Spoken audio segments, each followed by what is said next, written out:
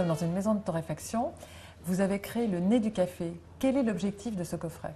Il est simple, apprendre à sentir le café pour mieux le déguster. Combien est-ce qu'il y a d'arômes dans ce coffret? Il y en a 36. On les a choisis en fonction donc, des travaux qui ont été faits par des scientifiques. On a identifié plus d'un millier, enfin un millier de molécules différentes qui rentrent dans la composition du café. Nous avons choisi les 36 les plus importantes. C'est en fait un petit peu comme le coffret du nez du vin que vous avez déjà créé. Et qu'est-ce que ça va m'apprendre? Qu'est-ce que cela va m'apporter, moi, au niveau du café?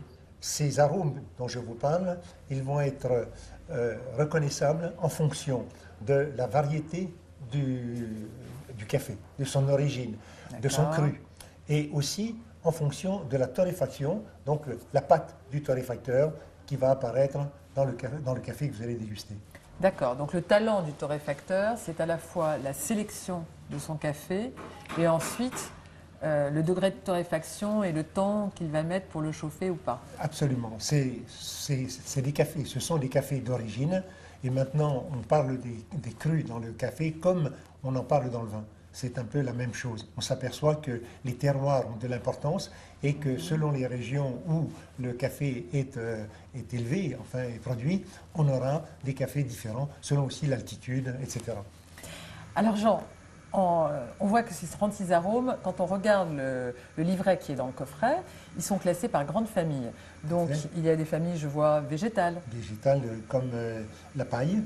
D'accord, ou épicées. Comme la vanille, par exemple. Dont on a parlé tout à l'heure. Oui. Et puis, je vois aussi des notes de pain grillé. De pain grillé, donc des notes grillées. Des notes grillées. Donc, comme le pain grillé, le caramel, et puis le chocolat.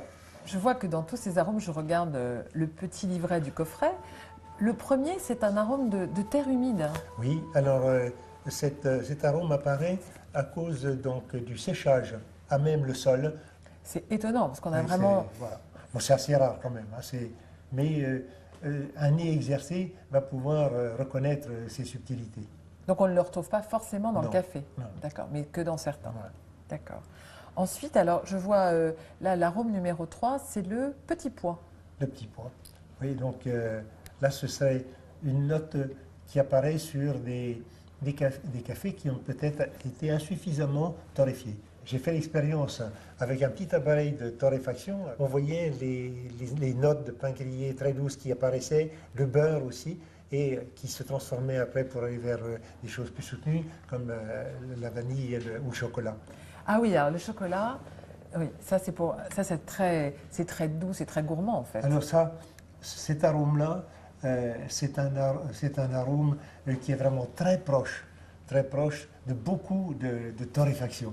C'est donc à cause du phénomène de Maillard, donc de cette transformation sous l'action de la chaleur, donc, et qui fait apparaître toutes ces molécules extraordinaires de grillé, le chocolat on peut dire, est une base un peu qu'on va retrouver dans beaucoup de café. Voilà. Le coffret du nez du café, vous l'avez créé au départ pour qui? Je l'ai fait pour des professionnels. Donc, et leur réflexion après coup, au bout de quelques années, c'était la suivante. Vous nous avez appris un langage pour parler et nous exprimer à propos de nos cafés. Avant, on parlait des saveurs amères, acides, sucrées, salées, etc. Enfin, c'était 4 saveurs, en fait. les saveurs. Mais maintenant, on a un vrai langage qui s'est établi dans le monde du café grâce à cet ouvrage. Et qu'on peut apprendre comme amateur avec le nez du café. Avec le nez du café, chacun peut le faire. Et en plus, c'est un jeu de société, c'est ludique et aussi c'est pédagogique.